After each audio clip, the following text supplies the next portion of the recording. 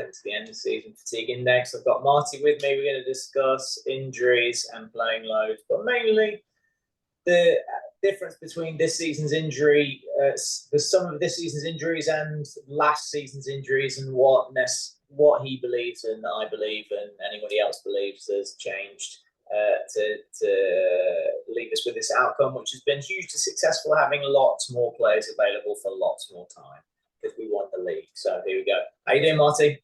I'm good, Simon. Thank you. So tell me about winning the league. How much fun did you have for a start? Because you've not been on for a while. Yeah, it was brilliant, and I probably had confidence that it was done a lot sooner than most people thought. When you just looked at the numbers, I thought it was done just after Christmas, probably January, February time, and so it probably left it you just waiting to get over the line, almost that anticlimax, compared to the massive disappointment we've had like last games of the season in previous years. But it was still awesome. But yeah, it was special when there was fans there. Like those scenes after the Spurs game were brilliant. It was crazy, isn't it? Like, it was so. By probably Chelsea. I was excited by Chelsea, but Arsenal, you want to beat Arsenal, and you're not. And then just as it played out towards the end, I was probably got to the point where Liverpool fans, us, the media, were just doing the thing that the whole world does right now, is like pretend that they're feeling something when they probably weren't, because we'd already won. There's only so long you can hold joy for. And so the weird thing is, the culmination, the actual final day, getting the trophy and celebration, took me by total surprise. The elation that I actually felt, because I thought Spurs had given me that. I didn't think I'd go for it again. My wife was convinced that she'd do that, and I just didn't believe it. And it's hard to retain this like level of joy for a month when you know you've won, and only boring football is happening, and people are arguing on the internet. Do you know what I mean? But it was unbelievable, and I'm very happy. And let's get to what we believe are some of the core reasons as to why. This season, we played 56 games, which isn't an insignificant amount compared to that we've played in. I have data going back 15 years, but covering the Klopp era, this is the fourth most minutes we've. Actually, let me collate this. I've got the wrong tab up. Good, great radio here. Total minutes played. There we go. Right, so this is the second most minutes played. It's a lot either way. So the most we've played. So this is not we as Liverpool. This is we as in a collective of the squad, because that makes a huge difference, I believe. And as I've said many times on here, that the body doesn't care what colour shirt they're wearing as to how tired they're getting from playing in that. So we've got a lot of lads playing international minutes, which is kind of what I'm getting to. And I believe we've got a lot of lads, more than ever before, who are playing very far away. So there's lots of travel. There is an extra international window in this season as compared to 18-19 season, where we were at our best and had the lowest injury rate we've ever had.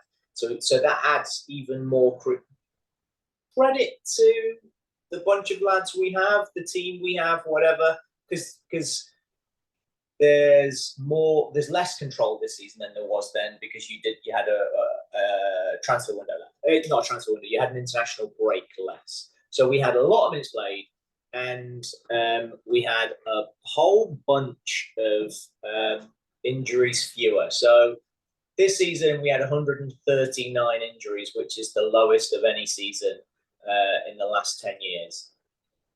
That's coming off the back of 347 games missed through injury last season. So we're around 38% of the injuries, of the games missed through injury last season. Firstly, what would be your take on give me 3 reasons why?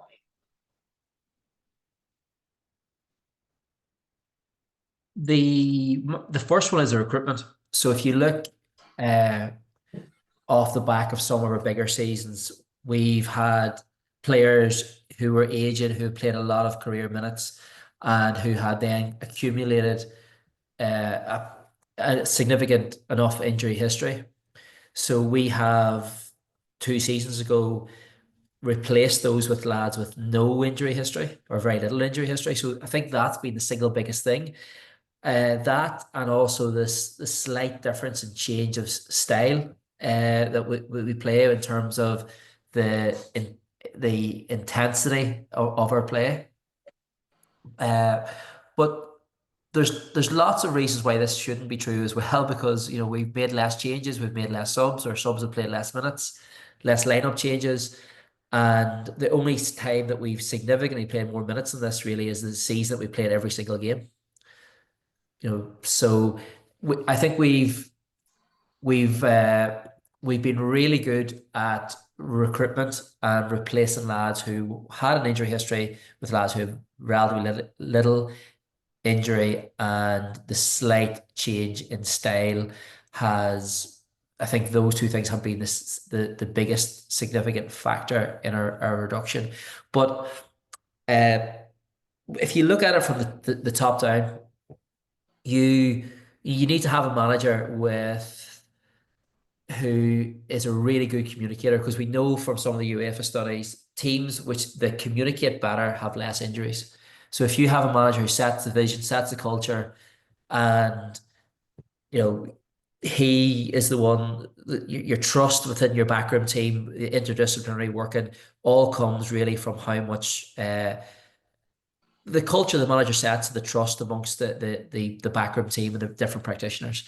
So for them to work together to significantly reduce the injury rate by over 60%, I think has to be driven by the very top, the culture he sets and the internal communication amongst across the backroom team.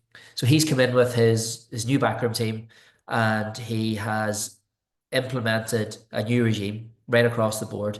And I think that's we're reaping the rewards from that, as well as the recruitment we went through the previous years, building up to slot journalists. That makes a ton of sense. Just for a quick reference, I tend to look at 3 years, the previous 3 years, for all sorts of loading projections. And going into this season, our squad had missed collectively 331 games in the previous 3 seasons.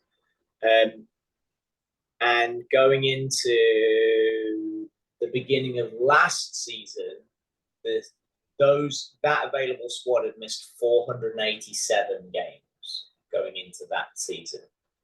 So what was almost 50% less games missed. It's a significant amount that you can project from. So if that bunch of lads had missed such a huge number of games previously, they're quite likely to miss a significant percentage of games in the future.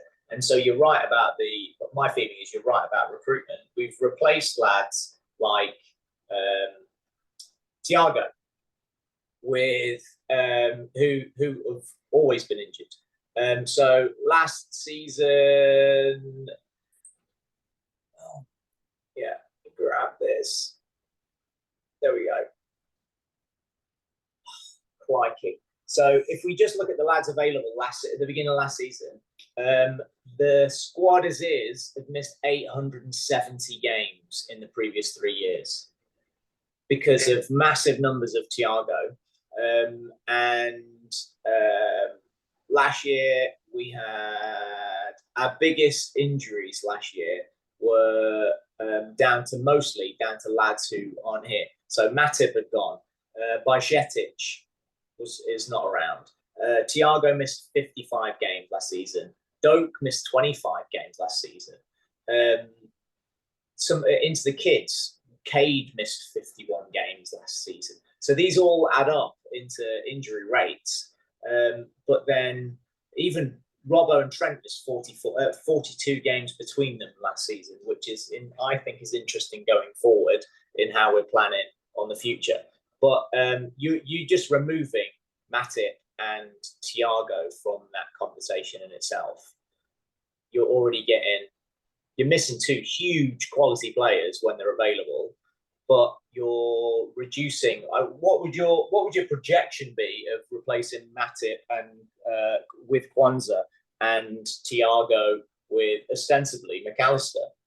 You're going from potentially missing on average 62 games a season between them to on average missing 3.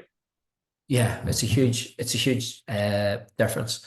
So even though we haven't brought in new players other than Chiesa last year, it's the removal of those other guys from the squad that's made the big difference. And replace them with maybe youth team players like Kwanzaa, or sharing those midfield minutes out across the 3 new guys that we bought the previous season from Thiago. But it's the removing those lads from the squad has obviously hugely brought that down. And like you were saying about Trent and Robbo, and if I know you're not very big into transfers, but with the injuries that Trent has had, he's only managed about 3,100 minutes last year for us. Whereas if you replace him with Frimpong, who done 3,500, so even though Bradley's had a few injuries last year, you're still bringing in somebody who has relatively no injury history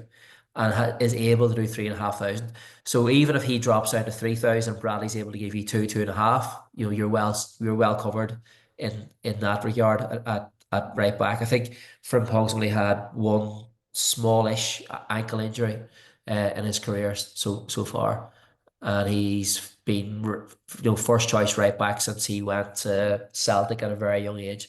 So, and he's now had a history of playing Saturday, Wednesday, Saturday as well for 2 Champions League teams over his career. So we've done well there, and if it's true we sign Kirkes or somebody like him, again somebody who's done 3,500 minutes, not for a Champions League side, but 3,500 minutes and no injury history, like it's a completely clean slate with him. You're going to bring him in there, and you're either replacing Robbo or Simi, who have been sharing those lows between them. But you're bringing in somebody who you can have confidence can go and play 3,500 minutes for you next year. And we don't have anybody across our four fullbacks that you could have that trust that they've got 3,500 minutes in a season. For if we didn't make any changes, if Trent was staying, you couldn't hand on heart say that you have trusted any one of our 4 fullbacks to play 3,500 minutes next year. But it looks like we're buying 2 players in that can do that for you straight away. So again, that's that constant evolution of the team, and I don't think it's by chance that we're bringing in lads who have no injury history. So it's a couple of things with that. One, I wrote a big article after lots of research that I've been doing for like 4 years on loading and the age at which players get loaded when they break into the team, and performance decrement from lads that break into the team as teenagers, ones with massive load, and across the board, lads that had 3,000 plus minute seasons as teenagers, they peak in a huge percentage way at 24, and they start to drop off. Their playing load drops from 24, and there are always going to be outliers. You're going to have Ronaldo's, you're going to have Messi's, you're going to have Suarez, but we're talking the greatest players of all time.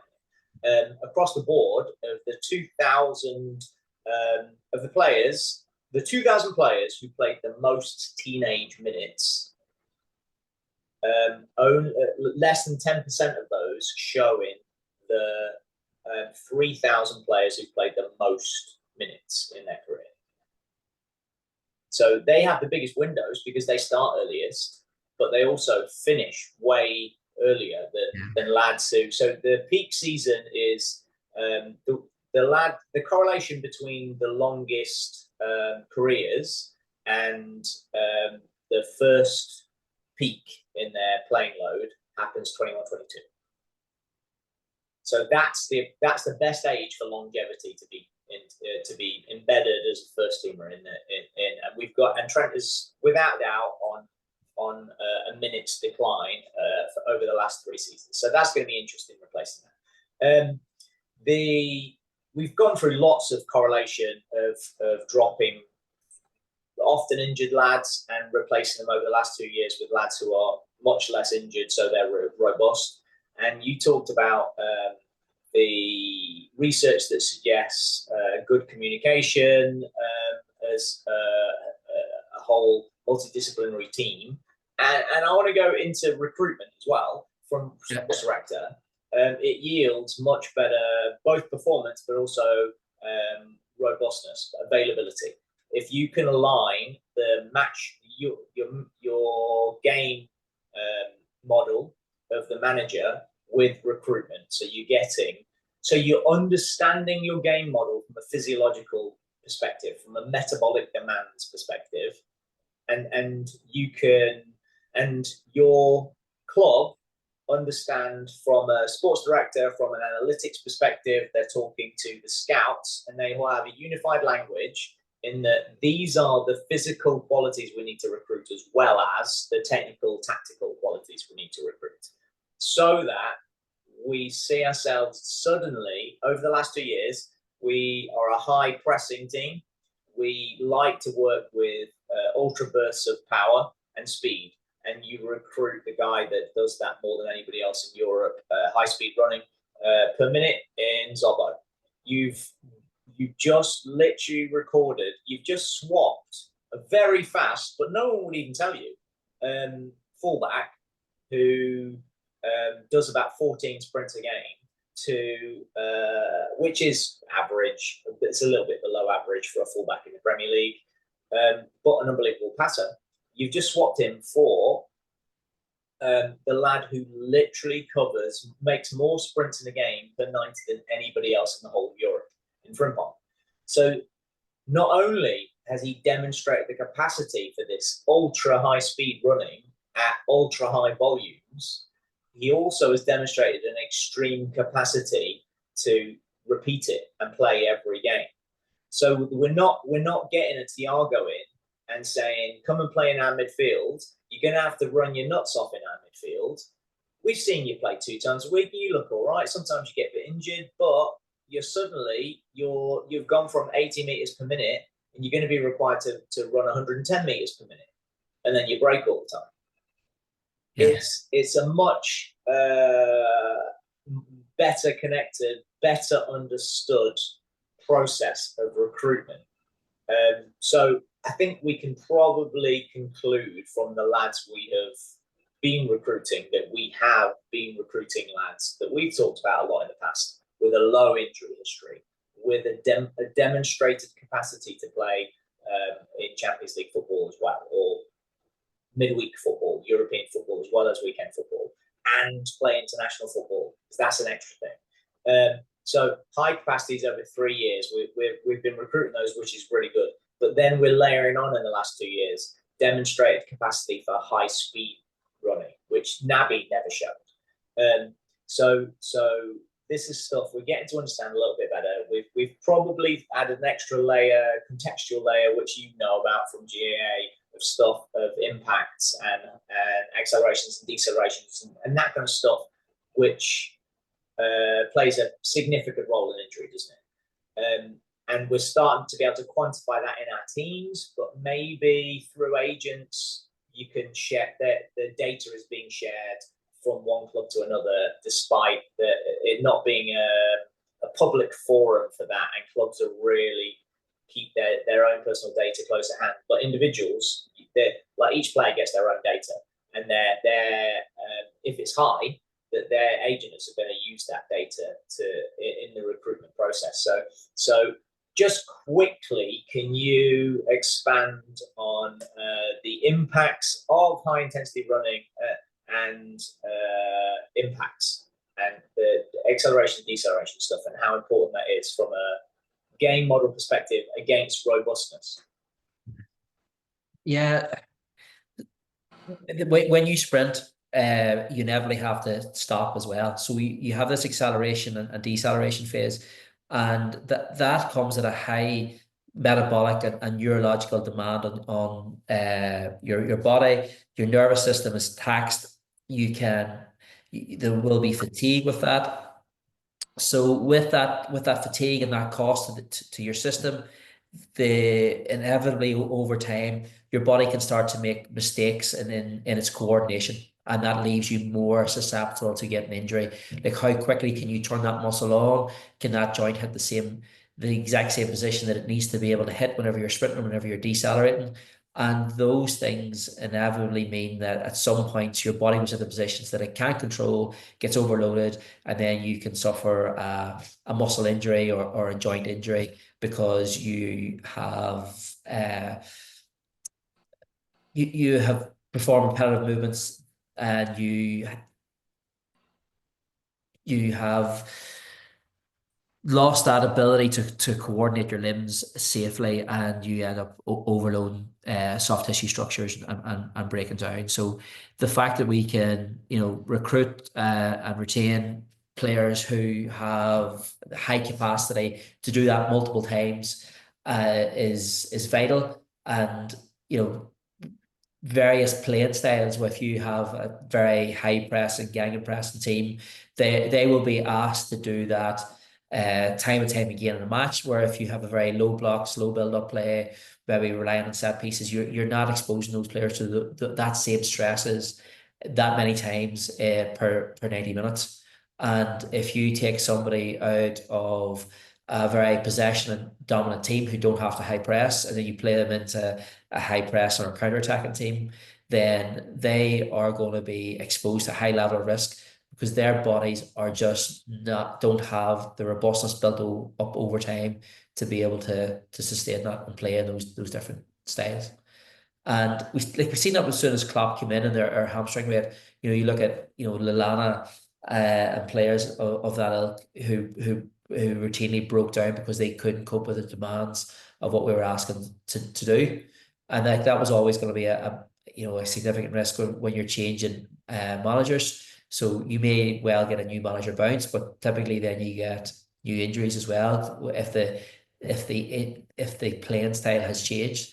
But under a recruitment model that Liverpool has, not just in terms of players but in terms of managers, we have gone with a manager who plays in a slightly different but similar type of way. That means that our panel of players can adapt to Slot's style of play much easier than, say, Man United's squad whenever Amorim takes over and goes to 3-4-3. So it's that joined up thinking right from the owners to the sport directors, right through to Slot, and then his influence over that recruitment team means that from the top down, everybody's in tune with having the right player on the pitch who has the right history to be able to play the style of football that you want to play, that you feel is going to bring you success. Nice. I think we've given plenty of credit to the recruitment side now, right? And Klopp and Slot, they play phases of the game very similarly. Some phases of the game, but then other phases of the game very, very differently. And I would suggest playing with your hair on fire the whole game. When you've got the ball and when you haven't got the ball means emergency running and emergency braking and longer distance emergency running, which is what we did before. And we brought in physical monsters. We demanded physical monster performances from our lads. And then we went through cycles of high game years, high minutes, then a massive load of braking the year afterwards. Lots and lots of injuries. It happened twice, 2 big cycles of it. But the whole time, apart from one season, Klopp had lots of injuries, which I'm fairly sure they kind of accounted for as a consequence of their playing style. But Slot, on the other hand, so in the long, drawn-out way of my style, what do you think Slot and his backroom team can have done to reduce the physical demands of our players and give them the opportunity to develop freshness? As you pointed out, that this is not a high rotation management style. That we didn't rotate very much at all. Year on year, it was a low level of rotation. So we were using a small number of players. We had the 5th lowest number of minutes used by subs. We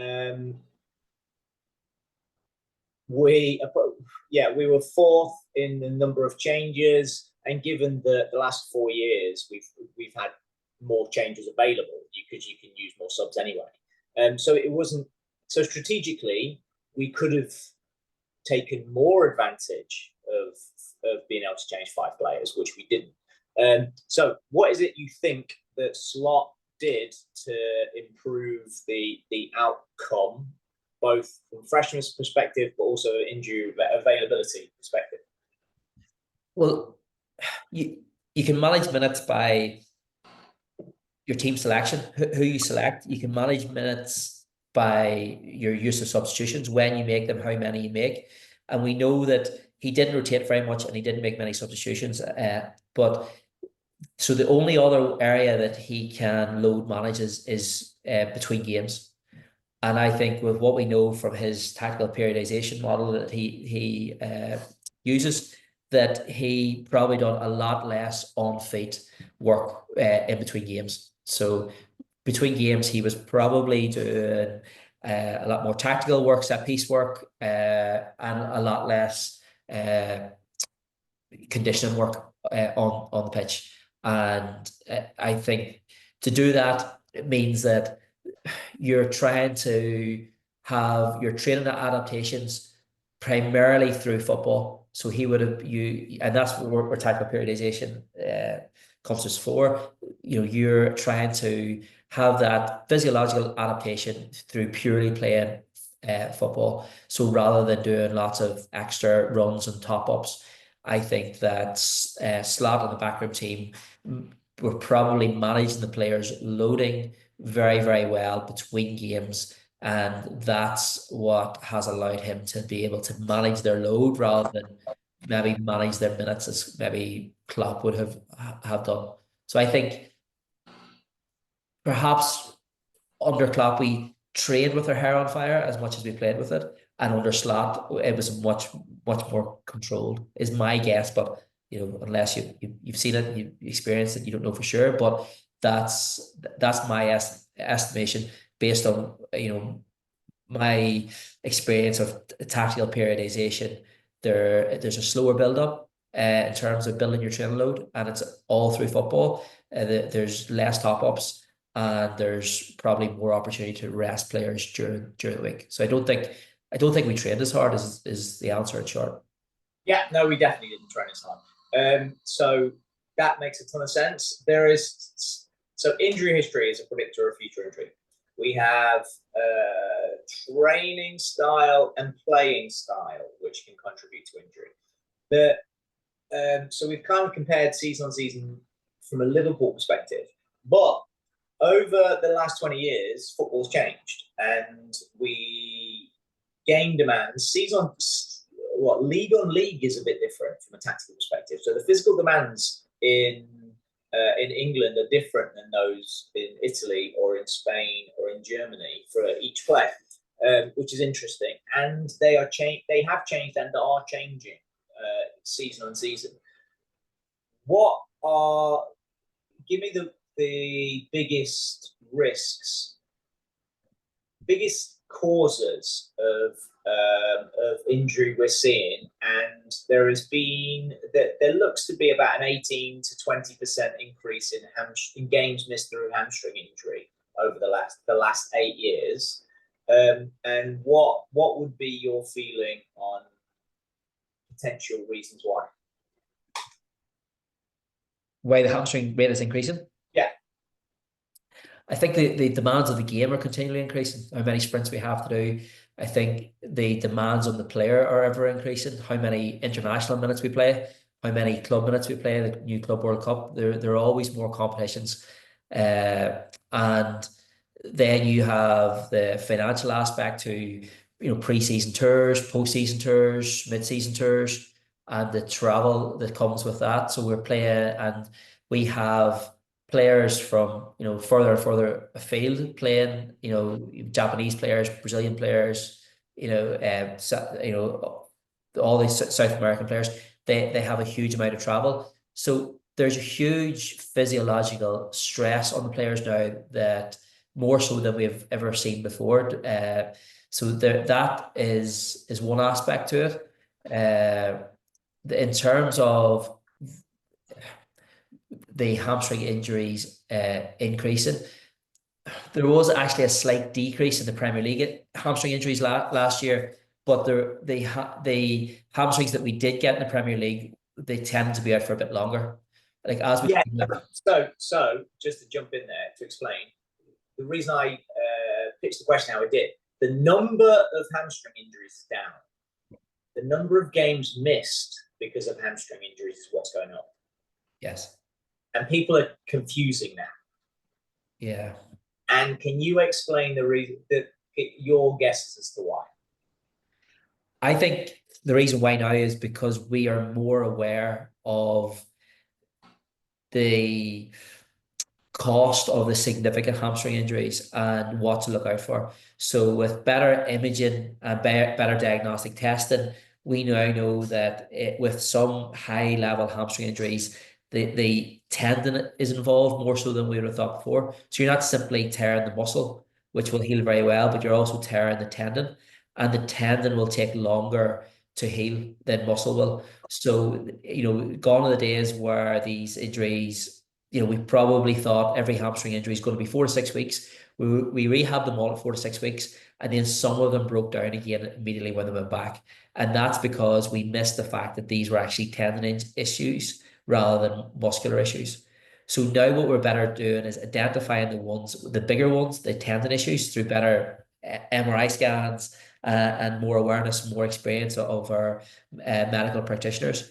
So we're deliberately keeping those players out for longer. And some of them, like the Sakas, are then going for surgery, so that they're having a surgical repair of their intramuscular tendon within their hamstring to try to mitigate the risk of them rupturing it again when they return.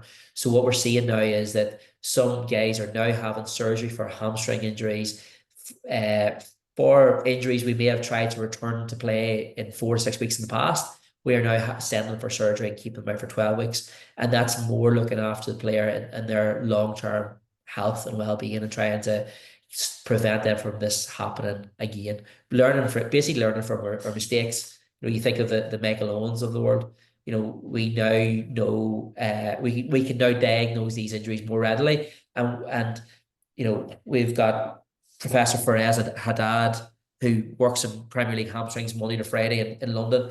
Those guys didn't exist 20 years ago because we didn't know these injuries existed 20 years ago. They did. We just weren't able to diagnose them. So we are getting, I'm not saying we're getting more big hamstring injuries. We just are more aware that there are big hamstring injuries, and we're being much more conservative in how we manage them. That means more time out and more games missed. And where our injury prevention strategies for hamstrings is kicking in, so we're probably getting, we are getting less hamstring injuries. So the mitigation work we're doing is working, but unfortunately, in a chaotic sport like football, injuries happen, and those big ones will still happen. We're just getting probably better at managing them. That makes sense. I would add there is so game demands are going up. So as a percentage of total running. So last 10 years, average Premier League midfielder around about 10.2k, and now they're running about 10.4k. There's no difference. The difference is of that 10.2k 10 years ago, 13% of that was sprinting. Now it's 20% is sprinting, which not only involves sprinting, but it also involves stopping and sprinting again.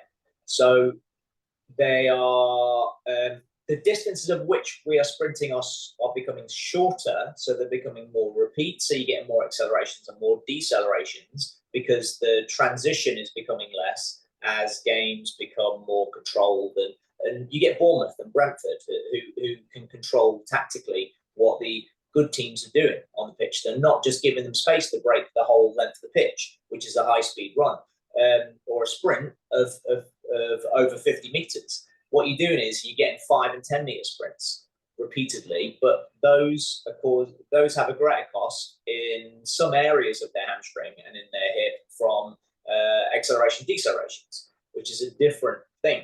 It looks like we're getting more hamstring injuries, more like towards the distal end of the hamstring, further down towards the knee, around the tendon, as you're saying, which there's you would know better than me, but there's discussion around the guy you're talking about, the potential consequences of having stronger players. So they're building more muscle in their legs. You're getting huge quads, huge hamstrings that can produce massive forces. You're demanding them to do that repeatedly more than ever before. But the problem is muscle grows and the tendon doesn't.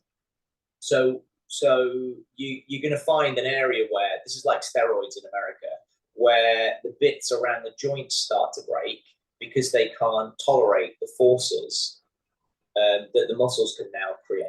Does that kind of loosely make sense? It does, and the modalities that you would use to stiffen the tendon are quite taxing on the body. You know, eccentric exercise, you know, more ballistic stuff, plyometrics, that stuff is taxing. So there is, you know, you're playing with fire. Do you do more of this to stiffen the tendon and prevent injury? But that's going to neurally fatigue that athlete going into that game. So there's always this balancing act between how much of this higher end rehab or rehabilitation work do you do to try to prevent these these bigger injuries, but that's also going to have a knock-on effect on that player's performance. So you may get time to do that in international breaks if your player hasn't gone away, or mid-season break, or if you have a full week's training, like so you're getting a game day plus 4 in there, or in pre-season. But whenever you're going Premier League, Champions League, Premier League, Champions League, you don't have that time to do that work, because that stuff tends to leave players sore, and they don't like doing that whenever they're between games. Yeah. And so that makes a ton of sense, and goes back to the stuff we talked about right at the beginning. The calendar has become so condensed. There's no off season. So any structured periodized strength and conditioning program where you're hoping to develop some kind of tendon qualities. So my wheelhouse, as you know, would be in the youth development phase, which is where I would be hoping most. You're going to get neuromuscular adaptations, but I'm going for tendon stiffness all the time. I want to develop tendons above muscular strength, so they can cope with it as they age. The opportunities to do that, the significant windows of time where you can create super compensations and actually get development, are becoming smaller and smaller, because you need time after the incident, after that training, to repair, but they're already playing. Yeah. Then they're playing again. So there's no windows where you've got an 8-week block of time where you can start to get real structural development I'm talking from 8 years old.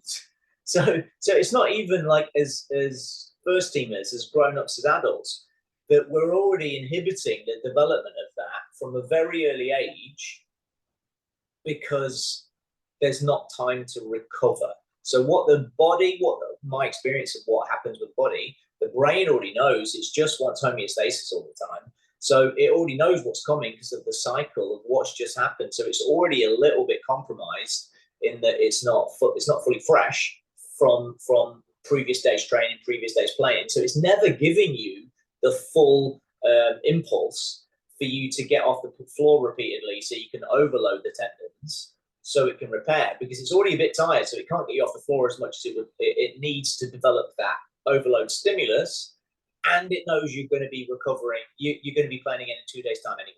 So subconsciously, you're always being held back. And my experience of developing the non muscle, soft tissues, and the central nervous system around it, is you need the highest form of impulse.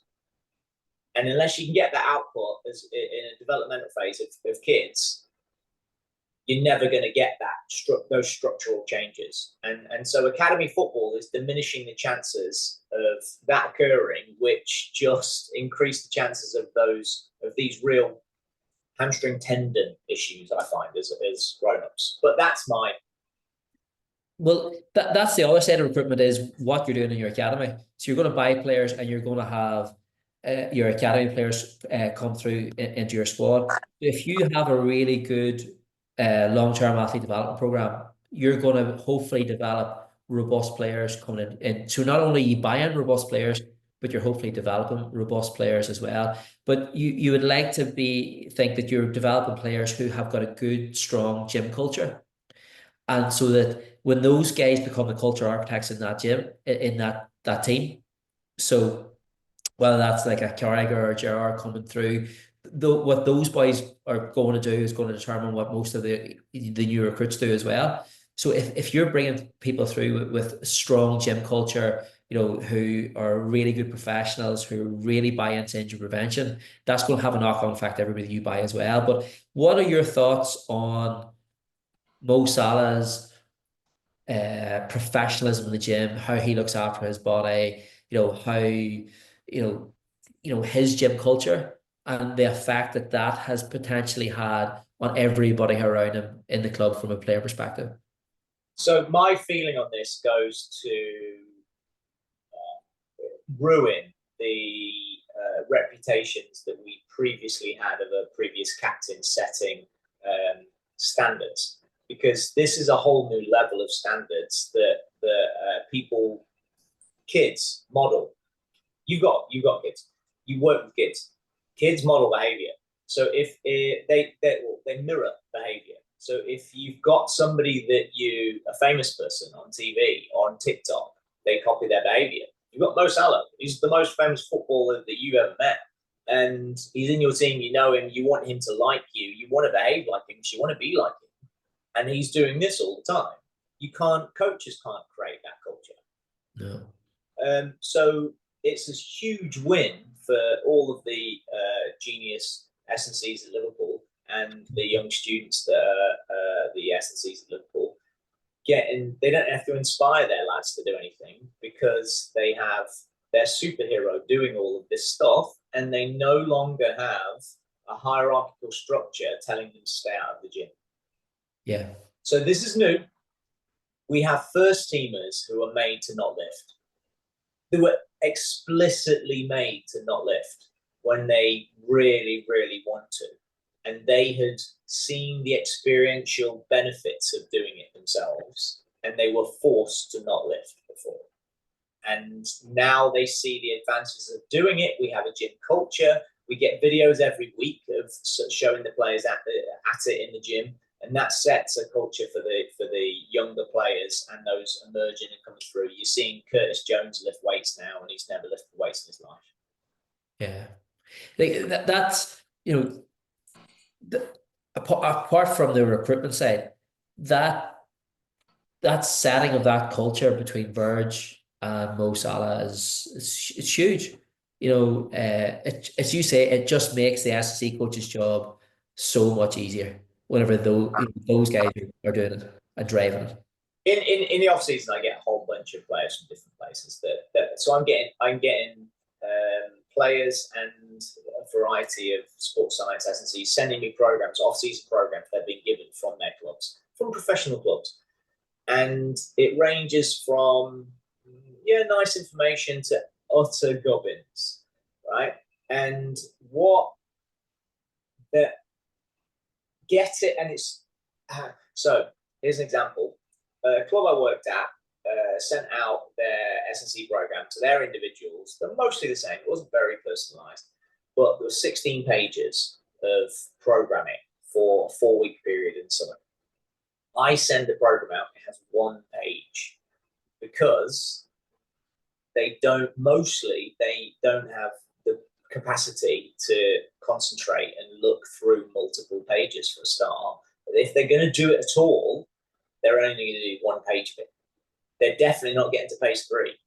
And 16, you might as well just set fire to. But instead of me, who hopefully there is some level of respect with, because they know that I care about them and I want the best for them and they've seen development from working with me, instead of me trying to inspire that, they've got the best player at the club in the world and their captain just doing it anyway. They expect it. They're going to seek out what they can do to make themselves better. It's a whole different level of S&C culture. Yeah. And they're seeing who Virgil's seeing privately. Can I get a little bit of this recovery that you're doing? Can I get an ice bath in my house? Can I get a hypo chamber? Like they have endless amounts of money, but they've had endless amounts of money for 20 years. That now they're wanting to put their bodies in the best position possible to replicate their 33-year-old geniuses that are in their team who are fitter than them and who are 2 players that have played more minutes than anybody else in the last 5 years, are the 2 oldest players. Why? They can see that.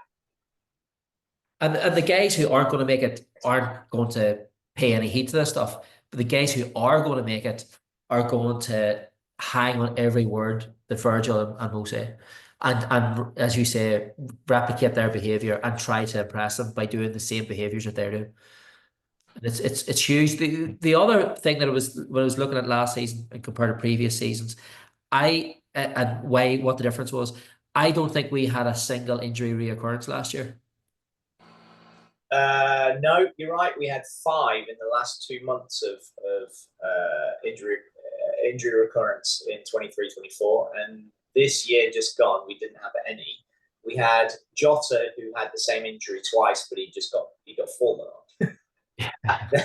Yeah, he's just a lunatic that does the same behaviour that gets crushed twice. It's not. Yeah, he didn't have a repeated hamstring injury. So that's been frustrating for the last few years. How many players who come back get injured?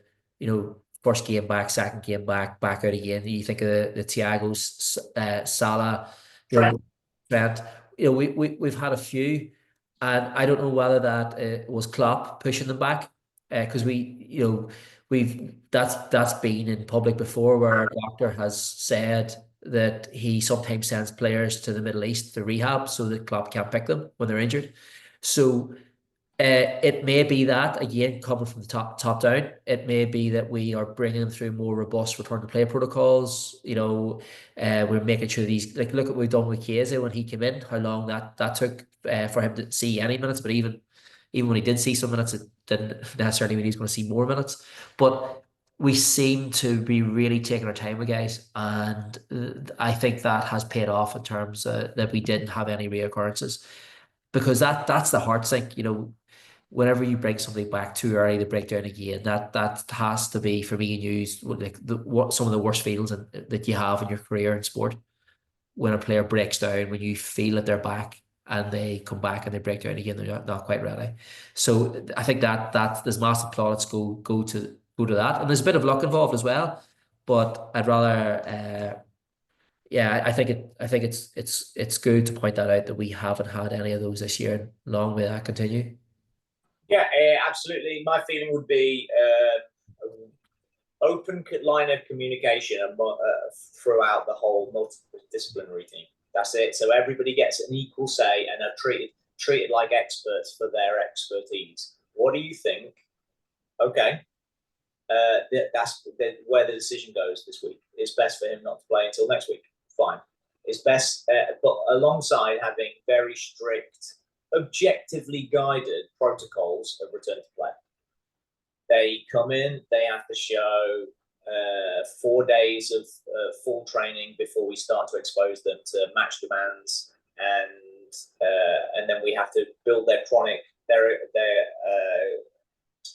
acute chronic workload relationship appropriately. And we're not, and it's appropriate to each individual. This is not like we have fixed thresholds for the whole team. It's that Mo Salah doesn't need the same amount of time as Naby Keita would, but or Sturridge has different return to play needs than Trent. you can document this stuff. You can see their physiological adaptations because you've already tested appropriate stuff, so you know what homeostasis looks like for that person. And that's the important thing. Having good testing culture where you're testing the appropriate stuff so you know what their output should look like. You have a level of trust with the player, but also amongst all of the staff so that everybody gets an equal input. And then the manager makes an appropriate decision for the good of the player, not just for the good of him that day. Yeah, like I think it's what we talk a lot about, working in silos. You know, the S&C team not speaking to the physio team not speaking to the coaching team, the manager just disregarding what everybody's saying and just doing his own thing anyway.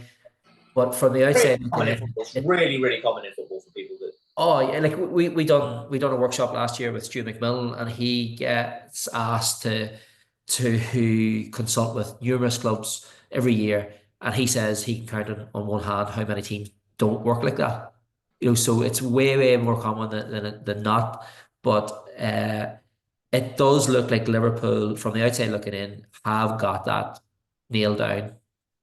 Where everybody seems to be singing off the same hymn sheet. Because I just don't think you can get these type of results from an injury rate and turn it around from the previous season. You just can't get that lucky. I think there has to be some really good joined up thinking and practice behind these numbers. Yeah, awesome. Right, I think we've covered it. It's harder for us to delve deep into the injuries of players when there aren't any. We tend to offer much greater value of our greatest spotter with big injuries, and long may it continue that we don't need to. Yeah, well, exactly.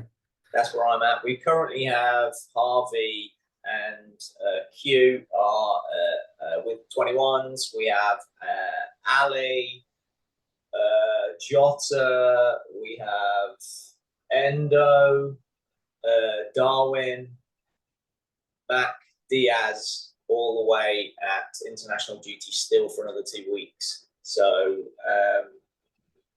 touch wood, they all have a 3-week break before pre-season and come back fresh, having already had a month off at the end of the season while they're in Dubai celebrating. Yeah, that is going to be interesting to see with the effect that month has on performance and injuries at the start of next year. Didn't feel like we were on the beach for a long time. Yeah, and they weren't training, so they definitely were. It's very interesting. One last thing I wanted to get your opinion on is the World Club Cup Championship FIFA con job that they're doing. I don't know. I don't even know what the name is, but it starts 16th to the 13th, June to July. So there'll be the end of the second week of pre-season training. They'll still be playing in tournaments. City, Chelsea. How detrimental do you think that will be? Or do you think it's an advantage to Liverpool that they're not there and that they are? I would rather we weren't there. Depends how much value you place on that trophy. But I am glad we're not there, and I'm glad that Slot can build a new team and have a full pre-season with that new team. But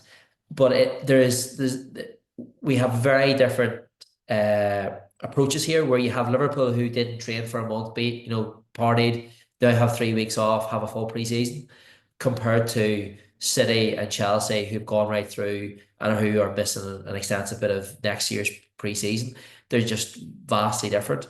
And that's 2 out of our 3 top rivals for the league next year. So it's going to be interesting to see how it pans out, but I would rather be in our shoes than theirs, 100%. Amen to that. Right, Marty, that was awesome. Really appreciate your time. Thank you very much. And you guys, I have a couple of interesting podcasts over the next 2 weeks. Tim Gabbert, look him up. He's the guy that invented the acute chronic workload relationship that we talk about, the fatigue index in the first place. I have somebody else. Who knows? It's a round table with 3 current Premier League performance sports scientists. So that'll be an interesting chat too. Right. I'll see you again. Thank you.